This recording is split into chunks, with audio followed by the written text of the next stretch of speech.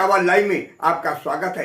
मैं राजेंद्र सोनी एक बार फिर हाजिर हूं आम जन से लेकर राजनीति और क्षेत्र की विभिन्न घटनाओं के साथ, पक्ष न विपक्ष, सिर्फ निष्पक्ष।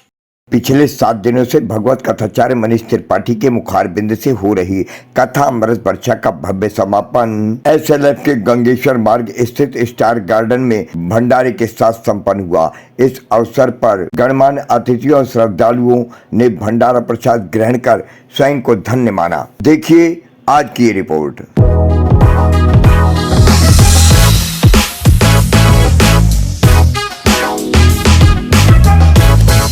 और आगे चल देते हैं प्यारे सुदामा जी महाराज,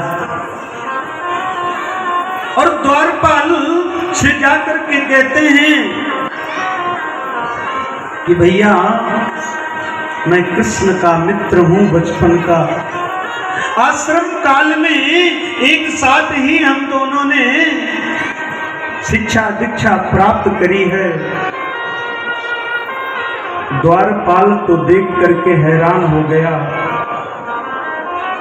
बोले यहाँ तो मैंने अमलात्मा विमलात्मा बड़े बड़े ऋषि मुनि संत और स्वयं ब्रह्मा भगवान शंकर आदि को आते हुए देखा है।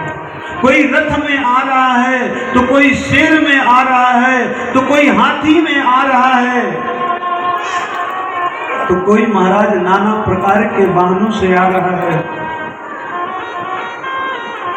क्या पता मेरे प्यारे श्याम सुंदर का ऐसा भी कोई मित्र होगा। विचार करने लगे द्वारपाल और कहा तो अपना तो काम सिर्फ एक ही है, प्यारे श्याम सुंदर के यहाँ संदेशा पहुंचाना।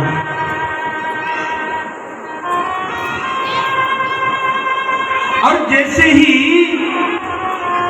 महाराज द्वारपाल संदेशा लेकर के मेरे द्वारिकाधीश के पास जाते हैं और कहते हैं द्वारपाल शीश पगान झगा तन पे जानी को आही बसे कहीं ग्रामा धोती फटी लपटी जपदे अरु पावन उपवन को नहीं सामा पूछत दीन दयाल को धाम आपन नाम बता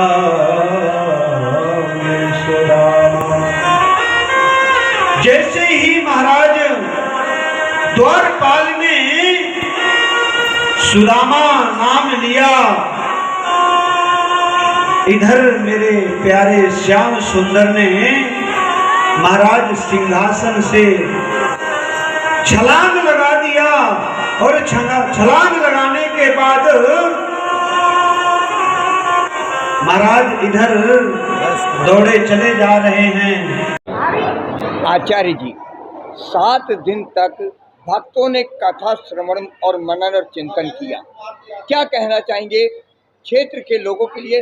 क्या संदेश देना चाहेंगे उन श्रद्धालुओं के लिए जिन्होंने पूरी श्रद्धा से यहाँ अपना समय व्यतीत किया? ऐसा है, जो ये दिव्यमयी सुंदर श्रीमद् भागवत कथा का 7 दिवसीय अनुष्ठान चला,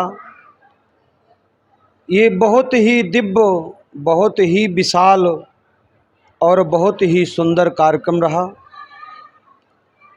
जब गोविंद स्वयं करने में आते हैं तो महाराज कुछ ऐसा कर जाते हैं जिससे सभी लोग याद करते हैं।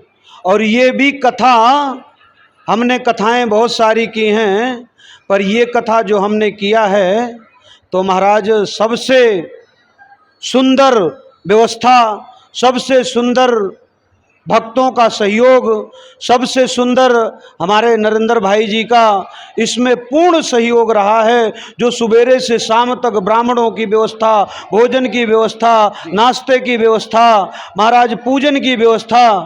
और मैं आपके मीडिया चैनल के माध्यम से कहना चाहता हूँ कि ऐसे भक्तों को गोविंद अपनी सभी चीज़ों से परिपूर्ण करें और भगवान महादेव की और ठाकुर जी की इनके ऊपर हमेशा कृपा बनी रहे। उन भक्तों के लिए क्या कहना चाहेंगे जो पूरी तन्मयता से यहाँ कथा का मनन, श्रवण और चिंतन तो करते हैं लेकिन बाहर जाते ही भूल जाते हैं, उन लोगों के लिए क्या कहना चाहेंगे? ऐसा है, भागवत, श्रीमद् भागवत कथा जब लोग सुनने आते हैं तो कहते हैं कि वो आते तो हैं, बेशक वहाँ जाके भूल जाएं, यहाँ तो आकर के वो श्रवण करते हैं, फिर भी यहाँ तक वो आ गए तब भी उनका कल्याण हो जाना है, ये निश्चित है।